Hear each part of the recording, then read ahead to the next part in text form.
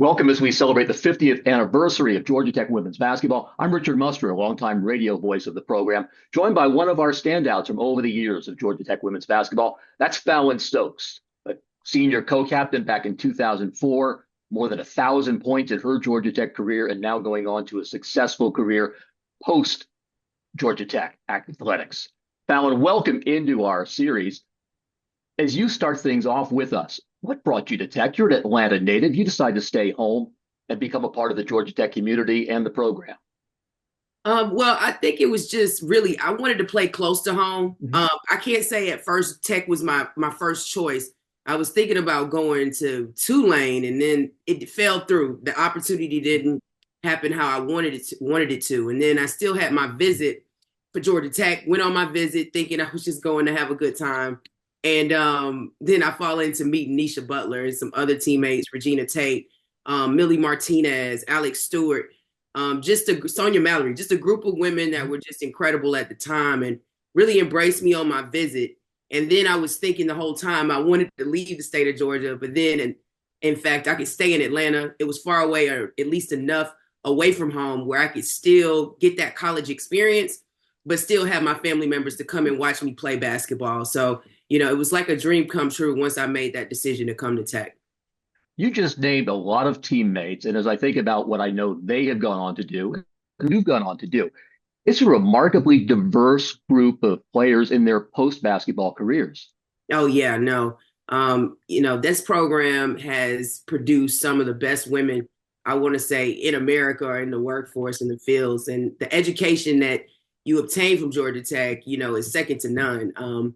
Just the experience and just to say you have that tech degree can carry you a long way. And, the likes of Nisha Butler, she's doing things in STEM now with computer science, something I never thought I would see Nisha do, but it's incredible things she's doing in her home state of New York, as well as around the country. Millie Martinez is, been incredible in being a mother, a wife, raising her kids, heading a foundation in California to really help kids. And Sonia Mallory, I think right now is teaching and, something that she was always incredible in doing, just a fierce spirit, always willing to help and teach people in any way she can. And I just think it's incredible that she's paying it forward now in that respect, as well as Regina Tate, who is not only a teacher, and I think she's teaching chemistry or something crazy, but she's also a basketball coach on the high school level and has done great things. So when you think about the women who have come through that program, or players that I've played with, Alex Stewart coaching at Auburn University now, and it's just the connections to see that we've all grown and have accomplished great feats as we've continued in our adulthood past the game of basketball. Speaking to your career achievements, we know you as a broadcaster on Georgia Tech women's basketball games on the ACC network, as well as other venues. You're also practicing law. Those are two very different careers, two careers that are not stereotypical of what people think of a Georgia Tech student, much less a student athlete. The experiences that you draw upon going back to your days at Tech, it allowed you to go in places people didn't imagine. No, I mean, it definitely did. When I had the opportunity, especially with broadcasting coming out, I've always known I wanted to be a lawyer since I was about 13. At first, that was about money. As I progressed and got older, it was about helping people. And I love the practice of law. So that was an aspiration that I definitely wanted to accomplish post college.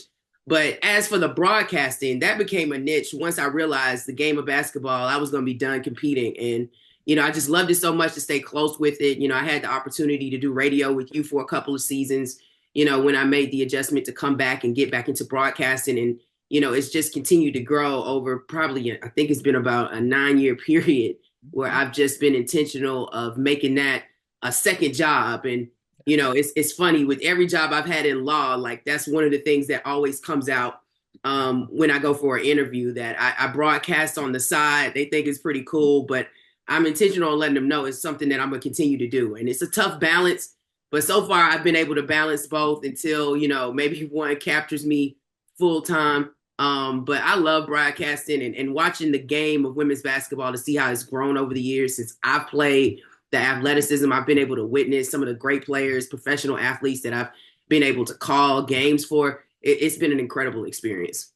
The time you were at Tech kind of fits into a period where you were coached by some of the pioneers of the game. Agnes Baronato comes to mind, in particular, a trailblazer in her own right. You cover ground all the way to today's game, sitting courtside and watching the modern Georgia Tech team. You've kind of got the large, big picture view of women's basketball. The evolution of the game over 50 seasons has been amazing. Right. It has. And when we play, I consider myself to be an athletic player, and playing different positions, either the three or the four. I was undersized as a four. But when you see now, I'm like, it's no way I would have been competing at those positions now. You have players that are at least 6'1", 6'2", playing the three position and, can move over to the four. And it's the growth of the game, the athleticism. Like when you see incredible players in the league, I mean, just at Georgia Tech, Tony Morgan, the athleticism is like freakish over time. I've seen a lot of great players go through the Georgia Tech women's basketball program. Some have moved on to the WNBA. Some have moved on to playing overseas. And I think it's also incredible with Georgia Tech is how, we've helped grow the international game. A lot of players from overseas have come through the Georgia Tech women's basketball program and have accomplished great feats. So it's great to see that balance, when you see the international game come to, the American game and how you see that balance and how players can, put differences, cultures aside and just have one common theme as a sisterhood, just to play the game of basketball and grow within the sport. Are there a couple of moments from your time in uniform back in the early part of the century that you remember most fondly now here in 2024?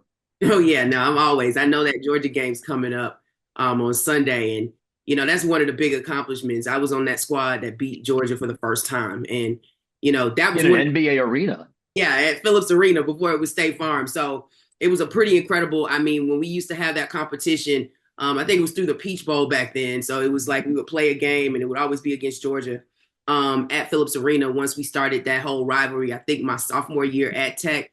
But when we were able to accomplish that in the, I think, 2002, 2003 season, it was pretty incredible. And I just remember, like, when you come to Tech, it's like ingrained in you, like, you hate Georgia. To hell with Georgia. You don't wear red, none of that on campus. And, it's something I still carry with me to this day, even though I work with so many Georgia fans. But it's great when you can have those bragging rights. And that's something that I'll have and continue to have for the rest of my life. And saying that I was on that squad that beat Georgia for the first time.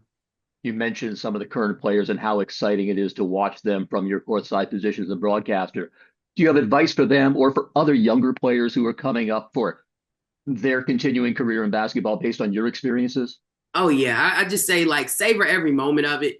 You're going to have so many ups and downs. I know, like, for the incoming freshmen, I mean, between Danny Carnegie, Chit-Chat Wright, those are two freshmen that have come in, clicking on all cylinders and just have not missed a beat since they started the season. But, you got to go through that experience. And I wish it was, as a freshman, I had that chip on my shoulder coming in because you go through those nerves, trying to get better understanding of your teammates, the system, but eventually you grow. And that's what the game of basketball is about. If you take it seriously, you put in the work and the effort, over time, you'll see the results because, when you put in hard work, it's great results that come from that. So that would be the best advice I would give. And so far, I'm seeing it from this squad this season and the progression, the work that's been put in the offseason, what Coach Fortin has been able to do in incorporating either transfers and Zoe Smith as well as the freshman class and, trying to build and make the program better for the future.